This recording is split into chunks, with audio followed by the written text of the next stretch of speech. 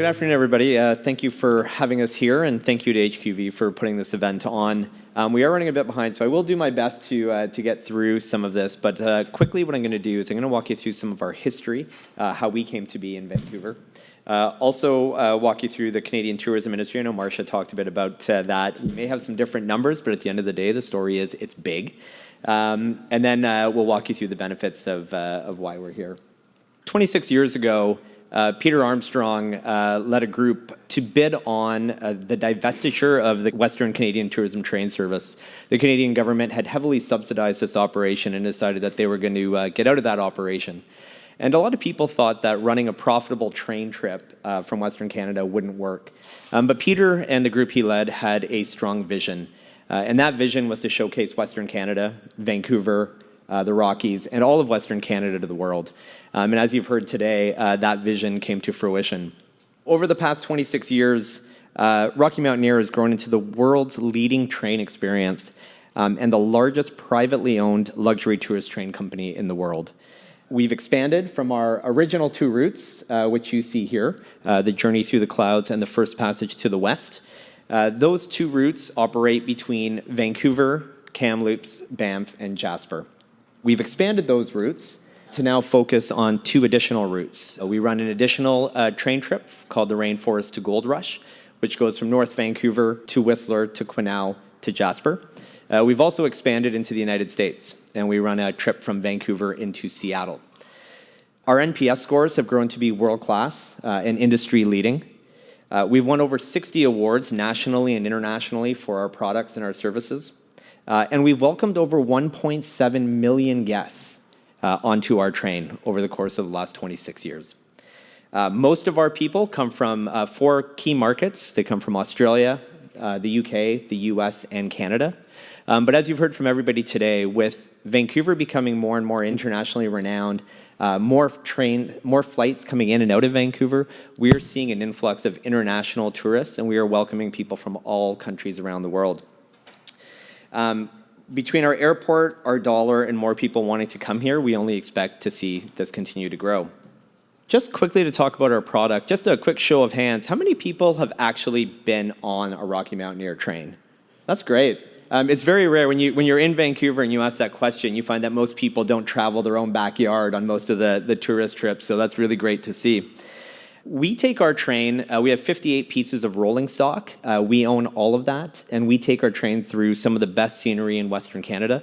It is scenery that you will not see when you drive in your vehicle. And I can say that because I went on it for the first time a year ago, and it's pretty spectacular.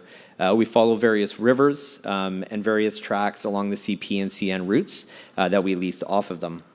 The actual train cars, we have 2 main types of train cars. We have our gold leaf domes, which for you are on the left-hand side of that screen. They are bi-level domes that are top floors are all encased in glass, so they give spectacular views of Western Canada as you're taking the train through. And on the right-hand side, you'll see the silver-leaf domes. The gold-leaf domes have a dining car built in, where the silver-leaf domes do not, but both experiences are fantastic. As an aside, we actually give all of our employees a trip on our train as an orientation experience. And what we find is we hear rave reviews from our own staff, mostly about Silverleaf. Everybody loves the experience of both, but the glass domes on the Silverleaf train are actually a lot larger than those on the Gold Leaf. So both are great experiences. Our staff tend to find the Silverleaf ones to be a bit better for us. We also, just before I get into the tourism, we also have significant growth planned. And because of that growth, we currently have 10 new gold leaf domes in production in Germany currently that we are looking forward to receiving and being in service for 2019 and 2018. Many people aren't aware of the significance of the Canadian tourism industry, and I just want to hit on this, and Marsha talked about it. So the Canadian tourism industry, and this is 2014 data, was worth close to $35 billion in Canada. That is greater than the agriculture, fishery, and forestry sectors combined in Canada. So it's a very significant industry. Within BC, it's close to $8 billion. And Rocky Mountaineer plays about 1.4% of that from a GDP tourism perspective. When we look at the economic benefits of being headquartered in Vancouver, we look at a lot of things about, why do we want to be based out of here, running our trains here? One of the key things is our partners. The city of Vancouver and Western Canada have fantastic partners. You've heard some of them speak today before me. And those partners, we partner with close to 1,500 suppliers across Canada, many of whom are based in Western Canada. And the level of excellence and the level of service we get from other businesses in Vancouver is phenomenal. The level of employment, but also the level of economic output and indirect benefits of being headquartered in Vancouver is very important to Rocky Mountaineer, which is why we decided that we wanted to be based out of here. So, why are we headquartered in Vancouver? So the first and the obvious one is our owner, Peter Armstrong. His family is based out of Vancouver, and he is a pillar, and his family have been pillars of our community for a very long time. So we are committed to Vancouver, we're committed to being here, and showcasing Western Canada from here. We also have a train station. Kirk, I heard you mention that many people have been to events at our train station, which is down on Cotterill. That train station is world-class. It's been filmed in movies and is used for all kinds of events. And it's a great facility for the world to come see. The second thing I want to hit on is the access to labor supply. Vancouver and the Lower Mainland has an exceptional pool of labor supply here. The people that we are able to attract, recruit, and retain only leads to more head offices coming here. So if you look at the Lululemons, the Hootsuites of the world, you're also seeing a lot of tech offices open up. You're hearing a lot of other people in the tourism space who are coming here. And a lot of that has to do with there are good people here. The corollary to that is we also have a very good secondary school system. So a lot of people leave Vancouver to go to school across Canada, but also internationally. The benefits of that is people want to come back to Vancouver.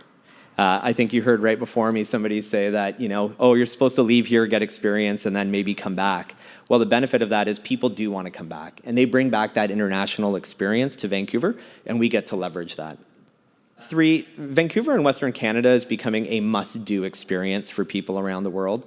And so for us to be based out of here is that whole, let's go visit there, as we heard one of our speakers say, and then they stay. And it's such a great win for us to attract those kinds of people in our must-do experience. But it's also becoming a gateway. And so we're seeing airlines from all over the world wanting to fly into Vancouver more. We're seeing more direct flights from China, more direct flights from Mexico. We're seeing more direct flights from all over the world, which will only continue to increase our ability to attract people.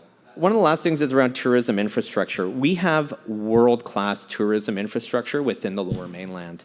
From the airport, which has been world recognized, to the cruise terminals, Whistler Blackcomb, our North Shore Mountains, there is a lot of infrastructure that is already in place to support increasing tourism in Vancouver and the Lower Mainland.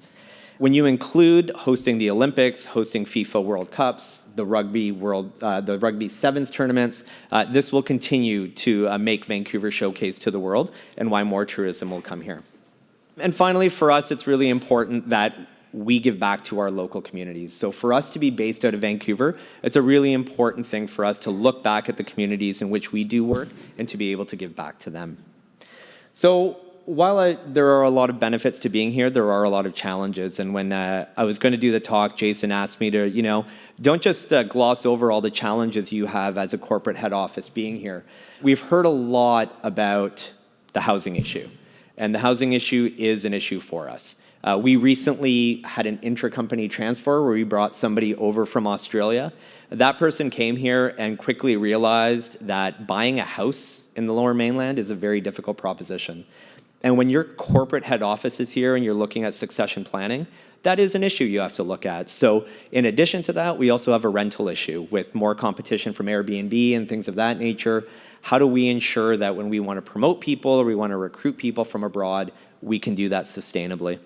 We do have a great transit system, which is helpful because the infrastructure wasn't built for the level of traffic we have, especially the bridges. But we're going to need to see a continued investment in that infrastructure in order to continue to move people around as population grows. And finally, just with more head offices coming here, one of the things we'll need to look at is that increased competition for talent. So as we continue to compete against everybody else who wants to have a head office here, it will put increased pressure on wages. With that all in mind, the one thing I do want to say is that we are committed to Vancouver. We've just recently signed a new 10-year lease to move our offices to downtown Vancouver. Similar to what you just saw about Expedia, we are in the middle of designing that space to be an employer of choice with a lot of employee engagement. But again, it reinforces our commitment of why people should think about wanting to be headquartered in Vancouver. Thank you.